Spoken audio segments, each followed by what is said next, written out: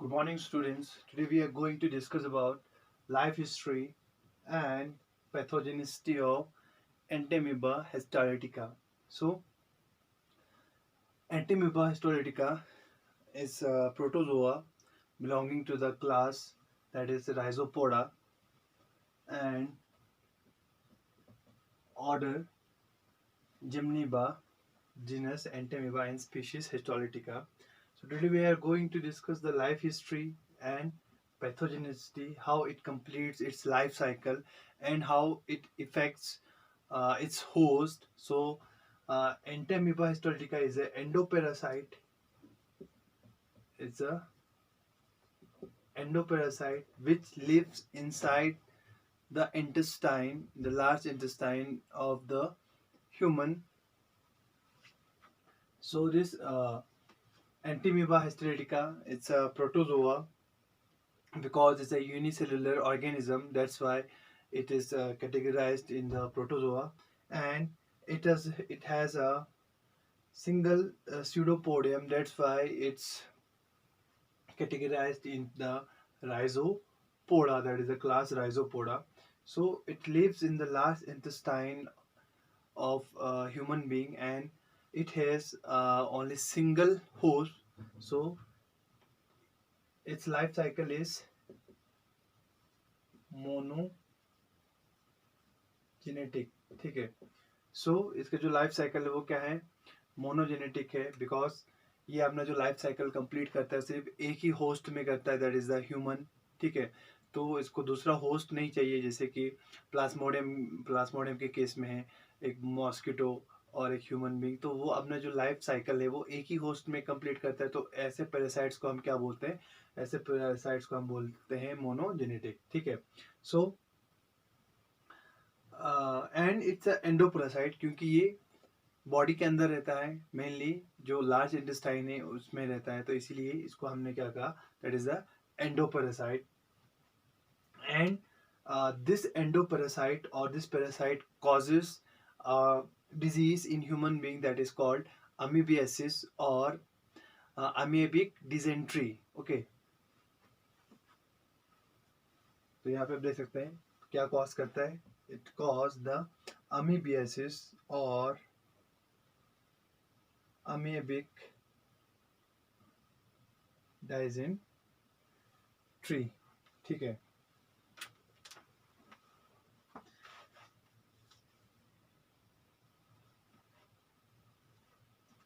सो monogenetic नहीं है, monogenic है, sorry, monogenic. So it's a cosmopolitan endoparasite. It is found through out the world. तो हर जगह ये पाया जाता है, इसलिए इसका अगर हम डिस्ट्रीब्यूशन देखेंगे तो हम उसको कॉस्मोपॉलिटन बोलेंगे. तो हर जगह ये पाया जाता है, और जहाँ पे पुअर सैनिटेशन होगा या प्रॉपर हाइजीन नहीं होगा वहाँ पे ये ज़्यादा पाए जाते हैं. ठीक है. देन जो इसका फुल्ली मेच्योर फॉर्म है उसको हम क्या बोलते हैं, ट्रोफोजाइट बोलते हैं. तो यहाँ पे मैंने एक ट्रोफोवाइट का डायग्राम बनाया है, तो आप यहाँ पे आपको दिख सकता है. अगर हम बॉडी के बाहर की बात करेंगे तो it's covered by membrane which is called plasma lemma. ठीक है. तो जो आउटर कवरिंग है इसके बॉडी के उसको हम क्या बोलते हैं, प्लाज्मा लेमा बोलते हैं. और उसके अंदर क्या एक साइटोप्लाज्म प्रेजेंट है which is enclose by the plasma lemma. ठीक है. तो साइटोप्लाज्म है, it is also divided into two, that is the endoplasm and ectoplasm. जो बाहर का जो कवरिंग जो बाहर साइड है दैट इज द एक्टोप्लाज्म, और जो अंदर साइड है वो क्या है, एंडोप्लाज्म. एंडोप्लाज्म में आपको यहाँ पे दिख सकते हैं न्यूक्लियस प्रेजेंट है. ठीक है. और फूड वैक्यूल्स प्रेजेंट है. ठीक है. तो फूड वैक्यूल्स में आपको इंजेस्टेड आरबीसीज दिख रहे होंगे, इंजेस्टेड बैक्टीरिया दिख रहे होंगे. ठीक है. And it has a pseudopodium at the anterior end. ठीक है. सिंगल स्यूडोपोडियम है, कहाँ पे, एंटीरियर एंड में है, इसीलिए इसको अमीबा अमीबा कहा गया है. ठीक है. तो क्योंकि इसका जो अपीयरेंस है वो अमीबा की तरह है, इसीलिए इसको एंटी अमीबा हिस्टोलिटिका कहा गया है. ठीक है. So it's nutrition is holozoic. ठीक है. It's depend on other organism like bacteria होगा, डब्ल्यूबीसी है, आरबीसीज है. ठीक है. और मेनली जो एपिथेलियम सेल्स हैं. ठीक है. म्यूकस या जो इंटेस्टाइन के वहाँ पे म्यूकस एपिथेलियल सेल्स है, वहाँ पे वो प्रेजेंट रहते हैं और उनको खाता है. ठीक है. तो ये उसके डाइट में इंक्लूड रहता है। सो सिंगल स्यूडोपोडियम होने की वजह से इसको क्या कहा गया है, मोनोपोडियम भी। मोनोपोडियम हम इसको बोलते हैं, जिसके पास सिंगल स्यूडोपोडियम होगा तो उसको हम क्या बोलते हैं, मोनोपोडियम बोलते हैं। एंड हम न्यूक्लियस की बात देखेंगे तो nucleus is spherical in shape, ठीक है। And nucleus has a nuclear membrane, and at the centre of the nucleus there is present a endosome which is surrounded by chromatin bodies. अब यहाँ पे देख सकते हो ये न्यूक्लियस है, उसके जो सेंटर है वहाँ पे क्या प्रेजेंट है, एंडोसोम, जिसको हम क्या बोलेंगे, कैरियोसोम भी बोलते हैं, which is surrounded by chromatin bodies. Then अगर हम उसके साइड पे देखेंगे तो यहाँ पे आपको ब्लैक कलर के डॉट्स दिख रहे हैं, these are the food vacuoles. And in food vacuoles there are present of RBCs, डब्ल्यूबीसीज, epithelial cells and so on. तो इस हिस्टोरेटिका अमेवा में या एंटामेबा हिस्टोरेटिका में कोई कंट्रैक्टाइल वैक्यूल प्रेजेंट नहीं है। And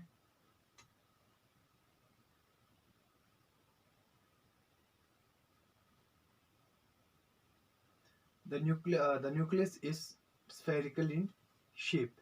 So this is just introduction of the Entamoeba histolytica, ठीक है। तो हमें पता चला कि इट्स एंडोपैरासाइट, ठीक है। दूसरा it is mainly present in the large intestine, okay. And it completes its life cycle in only one host, that is human. So if it is separated from one human, the second host is also human, so it is monogenic. Then now we will start its life history, how it completes its life cycle.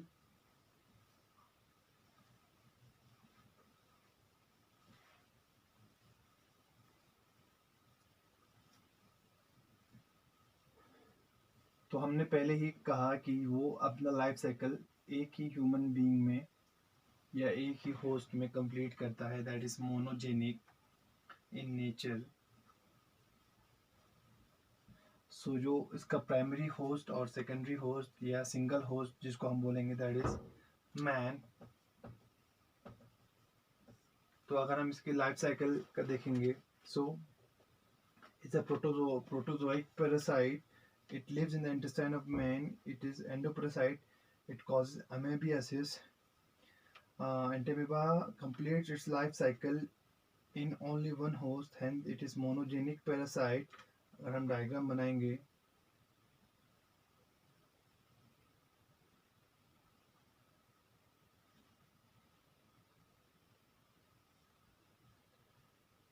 तो सबसे पहले जो mature है, that is the trophozoite, it is the infective stage, और हम इसको बोलेंगे that is the mature stage of Entamoeba histolytica, which causes damage to the intestine. So this Entamoeba histolytica, that is the trophozoite of the histolytica, trophozoite of Entamoeba histolytica, it undergoes asexual reproduction by binary fission.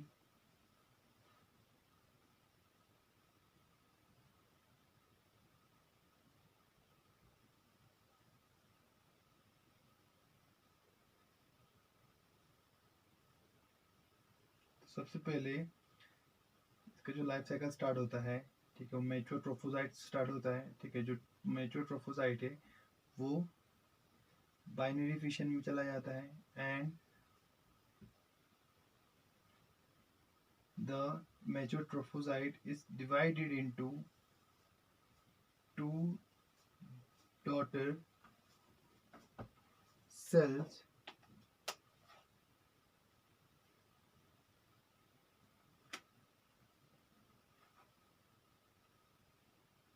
that is the daughter entamoeba, ठीक है। तो सबसे पहले this mature trophozoite undergo binary fission in which the nucleus divide into two, then which is followed, the division of nucleus is followed by the division of cytoplasm by the process of mitosis, and the cell mature trophocyte is divided into two daughter enter amoeba. Then यहाँ पे क्या होता है, जो daughter एंटेमीबा है या तो वो सिंपली मेच्योर ट्रोफोजाइट में कन्वर्ट हो सकता है, ठीक है, डेवलप हो सकता है, या तो वो एक ऐसे स्टेज में चला जाता है जिसको हम क्या बोलते हैं, that is the cyst formation, ठीक है। तो वो सिस्ट फॉर्मेशन करता है, अगर वहाँ पे अनफेवरेबल कंडीशंस होंगे या तो वहाँ पे न्यूट्रिएंट्स प्रेजेंट नहीं होंगे तो वो सिस्ट फॉर्म करता है, और वो cyst form then through faeces दूसरे ह्यूमन को इन्फेक्ट करता है, ट्रांसफ़र होता है दूसरे पर्सन को, ठीक है, थ्रू कंटामिनेटेड फूड या कंटामिनेटेड वाटर के थ्रू। सो सिंपली हम ऐसा भी दिखा सकते हैं, देन दिस डॉटर अमीबा या डॉटर एंटामीबा या तो डायरेक्टली मैच्योर होंगे, फॉर्म मैच्योर ट्रोफोजोइट्स, और they will undergo a process that is called encystment, ठीक है। तो ये बाइनरी फिशन है यहाँ तक। देन अगर नॉर्मली वो फीड करें या फीड और फीड करेंगे तो वो एक मेच्योर ट्रोफोजाइट में कन्वर्ट हो सकते हैं, अगर वहाँ पे अनफेवरेबल कंडीशंस होंगे तो वो इन सिस्ट फॉर्म करते हैं, ठीक है। तो उस प्रोसेस को क्या बोलते हैं, हम इंसिस्टमेंट बोलते हैं। तो इस प्रोसेस में क्या होता है, द सिस्ट फॉर्मेशन में क्या होता है, the daughter Entamoeba will losses its pseudopodium. तो यहाँ पे मैं डायग्राम बनाता हूँ आपको।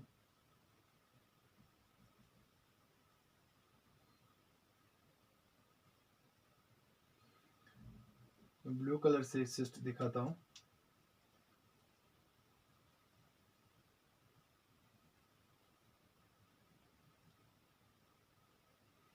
So, in the first process of incestment, the antiamoeba loses its pseudopodium and becomes spherical. तो पहले जो pseudopodium है वो लॉस हो जाएगा और जो एंटीमीबा का स्ट्रक्चर है वो स्फेरिकल हो जाएगा। यहाँ पे आप देख सकते हैं इस डायग्राम में, द न्यूक्लियस एंड जैसे ही pseudopodia लॉस हो गया, वो स्फेरिकल हो गया, so it starts to secrete a molecule that is tough and flexible around the membrane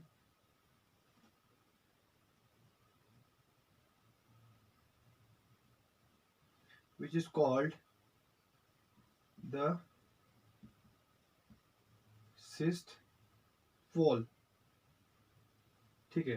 तो जैसे ही सूडोपोडिया लॉस हो गया, देन उसके बाद स्फेरिकल हो गया, तो it starts to secrete a thin and tough and flexible membrane around it which is called the cyst wall. तो वहाँ पे एक आउटर कवरिंग फॉर्म होता है उस एंटीमीबा हिस्टोलिटिका के बाहर, ठीक है, which is tough, which is not easy to break, तो बहुत स्ट्रॉन्ग रहता है वो। So that membrane is called cyst wall, ठीक है, जिसके अंदर वो प्रेजेंट रहता है। Then this formation of cyst, this process of cyst, formation of cyst is called encystment, ठीक है। तो इस सिस्ट में क्या होता है, जो अर्ली सिस्ट रहता है उसमें न्यूक्लियस रहता है, ठीक है, and few rod like chromatids, few rod-like chromatids and glycogen granules, ठीक है।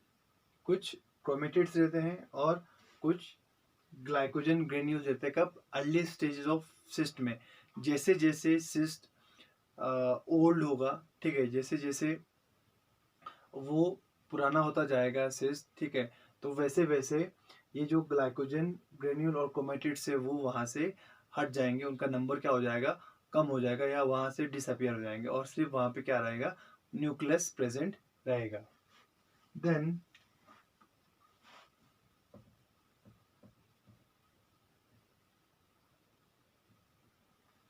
तो जब सिस्ट फॉर्म होता है at the early stage, there in the beginning the cyst contains only one nucleus, but during the aging of the cyst, the nucleus divide by mitosis into two, and the cyst is called binucleate cyst.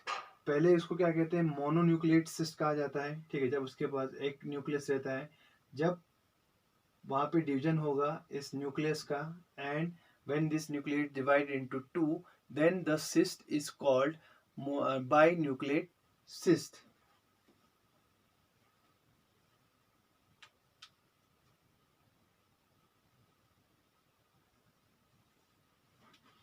अब nucleus का division हो गया, यहाँ पे दो nucleus present है,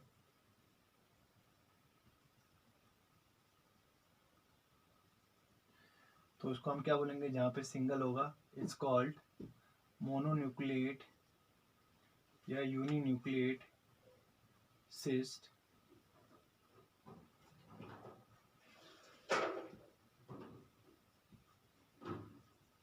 uninucleate cyst. और इसको हम क्या बोलेंगे, जहाँ पे दो होंगे, that is the di bi या dinucleate cyst, binucleate cyst, ठीक है। देन फिर से जो न्यूक्लियस है उसका डिवीजन होगा, and it will form 4 nucleases,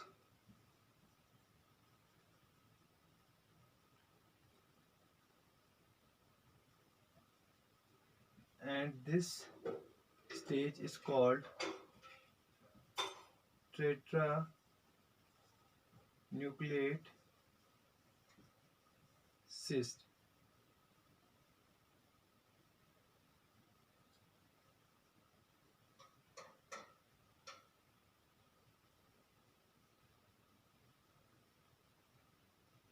ठीक है, तो पहले न्यूक्लिएट सिस्ट से यूनिन्यूक्लिएट सिस्ट से बाइन्यूक्लिएट सिस्ट फॉर्म होगा, देन बाइन्यूक्लिएट सिस्ट से टेट्रान्यूक्लिएट सिस्ट फॉर्म होगा। देन उसके बाद ये टेट्रान्यूक्लिएट सिस्ट के स्टेज में ये दूसरे ह्यूमंस को इन्फेक्ट करता है थ्रू, जब अगर वो टेट्रान्यूक्लिएट सिस्ट फीसिस में प्रेजेंट होगा तो वो फीसिस के थ्रू वाटर को कंटामिनेट करेगा, या जो भी दूसरे एनिमल्स हैं वो उस फीसिस से, जैसे कि फ्लाई है, उस वेक्टर फ्लाई है, वो उसको उन सिस्ट को अपने अपेंडेजेस पे कैरी करके फूड को कंटामिनेट करेगा। Through that contaminated food and water the cyst will enter into the intestine of a new human. ठीक है, तो एक न्यू ह्यूमन के इंटेस्टाइन पे वो एंटर करेगा।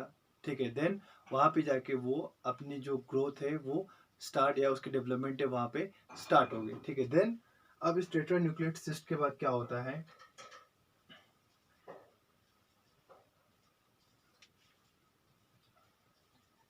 जो ये इंसेसमेंट प्रोसेस है, इट टेक्स 2 to 3 आवर्स, या हम बोलेंगे फ्यू आवर्स, तो कुछ ही घंटों में ये इंसेसमेंट प्रोसेस होता है। अब उसके बाद जो इन्फेक्शन है, वो इन्फेक्शन ये जो टेट्रान्यूक्लिएट सिस्ट है वो करता है। तो आप याद रखना, tetranucleate cyst is the infective stage of Entamoeba histolytica, in which this cyst will infect another human being through contaminated food and contaminated water. Then जब वो दूसरे ह्यूमन के इंटेस्टाइन में पहुंचा, ठीक है, तो मैं यहाँ पे बोलूँगा इन्फेक्ट न्यू होस्ट। तो ये जो प्रोसेस हो रहा है वो कहाँ पे हो रहा है, स्मॉल इंटेस्टाइन में हो रहा है, लार्ज इंटेस्टाइन में हो रहा है। ठीक है, उसके बाद देन वो फिशेस के थ्रू बाहर निकल जाएगा। ठीक है, देन बाहर निकलने के बाद वाटर या फूड को कंटेमिनेट करेगा, एंड देन वो दूसरे ह्यूमन के माउथ के थ्रू उसके इंटेस्टाइन में एंटर करेगा।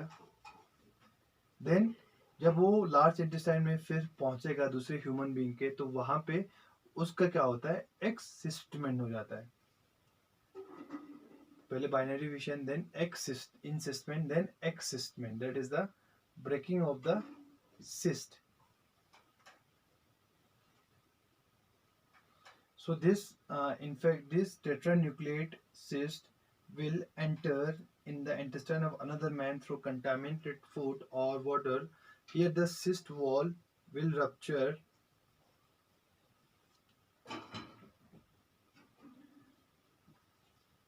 and the tetranucleate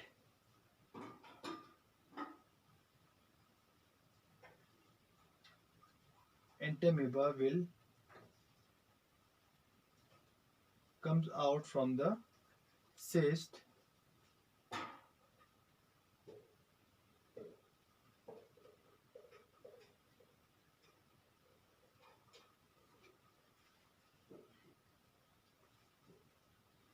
then when the amoeba come out from the cyst, it undergoes a special mitosis, a special kind of multiple fission resulting in a eight daughter amoeba.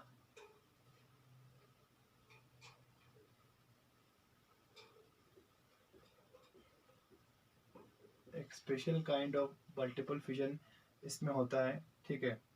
जब वो cyst से बाहर निकल आता है इसको हम क्या बोलते हैं, मेटासिस्ट बोलेंगे। फिर then this metacyst will undergo a special kind of binary fission या multiple fission in which 8 Entamoeba, daughter Entamoeba histolytica are formed. Then this daughter Entamoeba histolytica will enter in the large intestine and grow into mature trophozoite.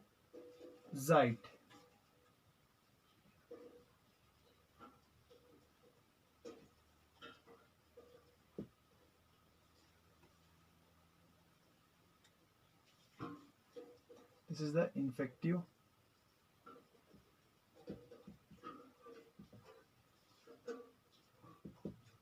trophozoite which undergo development and growth and finally forms the mature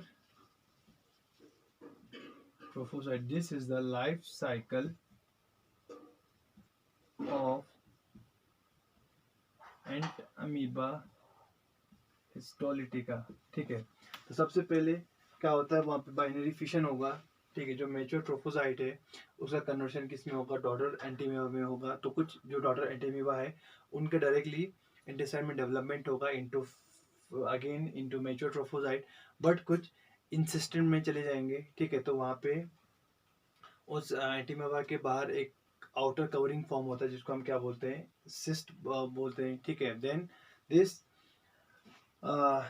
cyst contains only one nucleus. Then this one nucleus is divided into two, and that cyst which contains two nucleus is called binucleate cyst. Then उसके बाद उस binucleate cyst का फिर से mitosis के through four nucleus form होता है, ठीक है। तो उस cyst को हम क्या बोलते हैं, टेट्रान्यूक्लिएट cyst बोलेंगे। This tetranucleate cyst will enters or infect another person, ठीक है, through contaminated food or contaminated water के through. Then in the new host it will comes out from the cyst which is called excystment, ठीक है। Then it undergoes a special kind of multiple fission through which this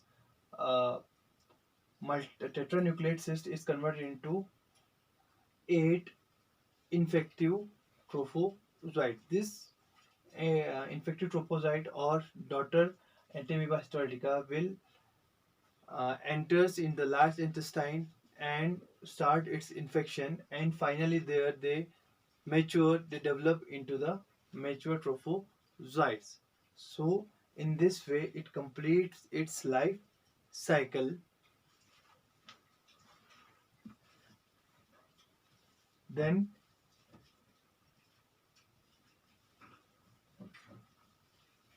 So it needs only one host to complete its life cycle, and that one host is the human. तो वो human में ही अपना जो life cycle है वो complete करता है.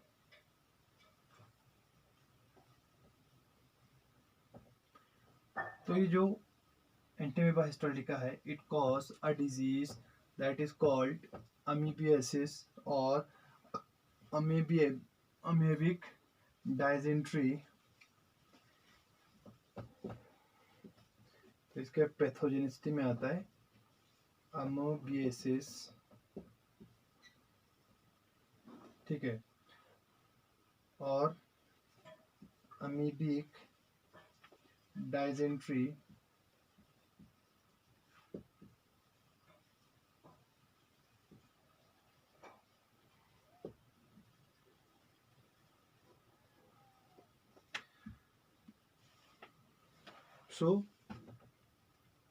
इसमें क्या होता है अमीबिक डाइजेंट्री या अमीबियासिस में, the amoebae will feeds on the mucous epithelium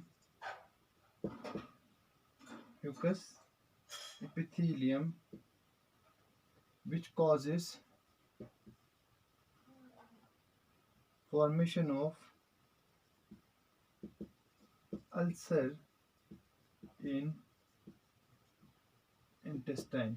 जो म्यूकस एपिथेलियम है वहाँ पे जाके वो रहते हैं और उस म्यूकस एपिथेलियम पे फीड करते हैं, उसके जो सेल्स है उनको डाइजेस्ट करता है, ठीक है. देन जिसकी वजह से एक रिएक्शन वहाँ पे डेवलप होता है और इंटेस्टाइन में अल्सर फॉर्म हो जाता है उस रिएक्शन की वजह से, ठीक है, क्योंकि उनके फीड करने की वजह से. Then in the ulcer the blood vessels are damaged and hence blood oozes into the intestine, oozes out into the intestine. तो जब वो अल्सर फॉर्म करेंगे इंटेस्टाइन में तो उस अल्सर्स में जो ब्लड वेसल्स है वो उनको डैमेज करता है. जब ब्लड वेसल्स डैमेज होंगे तो जो ब्लड है वो ब्लड वेसल्स रप्चर हो जाएंगे. जब ब्लड वेसल रप्चर हो जाएंगे तो जो ब्लड है वो उन ब्लड वेसल से बाहर निकल जाएगा and then the blood are oozes out into the intestine, ठीक है. तो इंटेस्टाइन में ब्लड रिलीज होगा या स्प्रेड होगा. देन तो जिसकी वजह से जो स्टूल है उसमें ब्लड प्रेजेंट होगा. So the stool contains blood and mucus, क्योंकि एक तो म्यूकस एपिथेलियम को इफेक्ट कर रहा है और साथ में ब्लड वहाँ से निकल के बाहर आ रहा है किसमें, स्मॉल इंटेस्टाइन में. तो जब आप स्टूल करोगे, ठीक है, या फीसिस करोगे तो उस फीसिस में क्या होगा, ब्लड और म्यूकस प्रेजेंट होगा. तो उसके बेसिस पे हम पता लगा सकते हैं कि that human is suffering from Entamoeba या एमेबियासिस. साथ साथ में जो पेशेंट है विच हैविंग एमेबियासिस रिलीज और सिंपली हम बोल सकते हैं it shows the stool becomes loose, ठीक है, हम सिंपल बोल सकते हैं. तो उस पर्टिकुलर ह्यूमन में क्या होगा, लूज मोशन स्टार्ट हो जाएंगे, ठीक है. जो इंटेस्टाइन है वहाँ पे पेन होगा, एब्डोमिनल पेन होगा, ठीक है. और साथ साथ में जो फीसिस है या स्टूल है वो कंटिन्यूस होगा. हम ऐसा बोल सकते हैं, ठीक है. The patient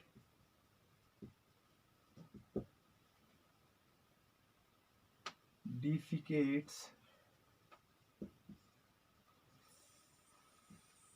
frequently or severe pain in the intestine, ठीक है। तो ये कुछ पैथोजेनिसिटी है किसके, एंटीमीबा का। द पेशेंट सबसे पहले फीड ऑन, ये जो एंटीमीबा है, it feeds on the mucous epithelium which causes formation of ulcer in the intestine. So in that ulcer the blood vessels are ruptured and blood oozes out and spreads into the feces or stool. And simply the blood is present in the blood and mucus is present in the stool. The stool is looks very loose, simply हम बोलेंगे उसको loose motion हो जाएंगे, ठीक है। Then उसके साथ साथ जो इंटेस्टाइन है वहाँ पे पेन होगा and the patient will defecates frequently, तो बार बार उसको लूज मोशंस होंगे और उस लूज मोशंस में क्या होगा, ब्लड और म्यूकस प्रेजेंट होगा, ठीक है। और साथ साथ में जो एब्डोमिनल पेन है वो भी उसको होगा, ठीक है। So how we can prevent from this Entamoeba और दिस अमीबियासिस, तो सिंपल है। हमने पहले कहा कि वो कंटामिनेट फूड के थ्रू ट्रांसमिट होता है, तो जब भी आप खाना खाओगे उससे पहले आपको अपने जो हाथ है वो धोने हैं। प्रिवेंशन, वॉश हैंड प्रॉपरली, या सिंपली हम ऐसा बोल सकते हैं सैनिटाइजेशन और हाइजीन मेंटेन करना है आपको, ठीक है। So you have to maintain proper sanitisation and hygiene before every meal.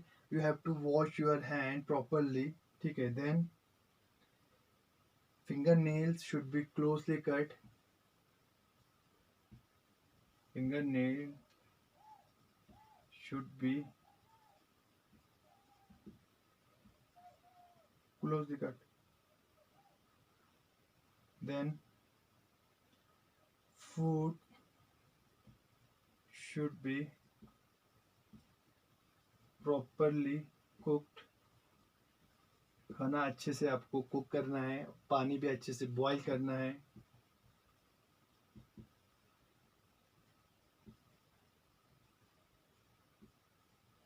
Water should be properly boiled.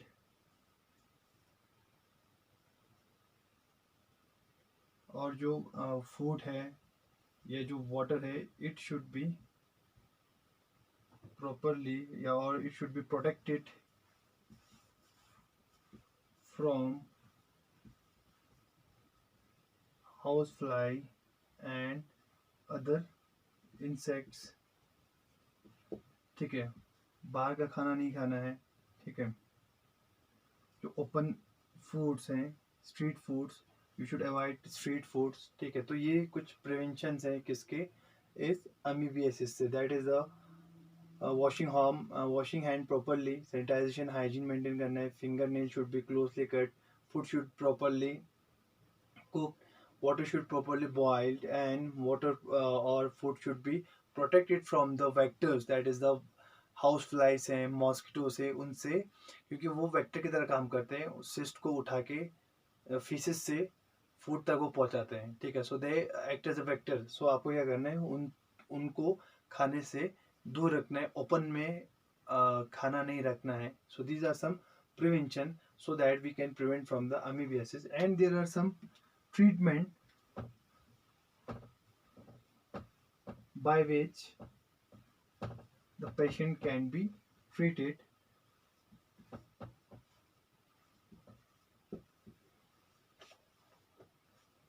So amoebiasis is a curable disease. It can be cured by taking some medicines, तो जिसमें आते हैं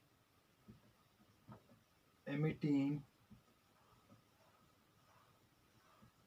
dihydroemetine, then third chloroquine, fourth diodoquine, then fifth terramycin, sixth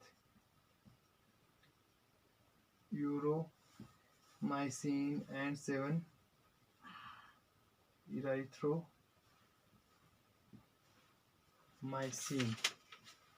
So these are some drugs which are used for the treatment of, or these are some medicine which are used for the treatment of amoebiasis, that is an emetine, emetine, dehydroemetine, chloroquine, diodoquine, terramycin, euromycin, and erythromycin. So there are some other species of antiamoeba which can affect the human, that is amoeba, antiamoeba coli, coil, and antiamoeba gingivalis,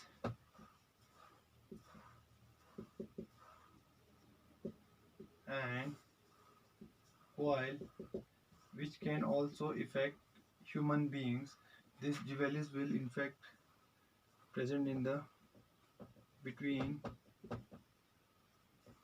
mouth and gum, and this coli is present in the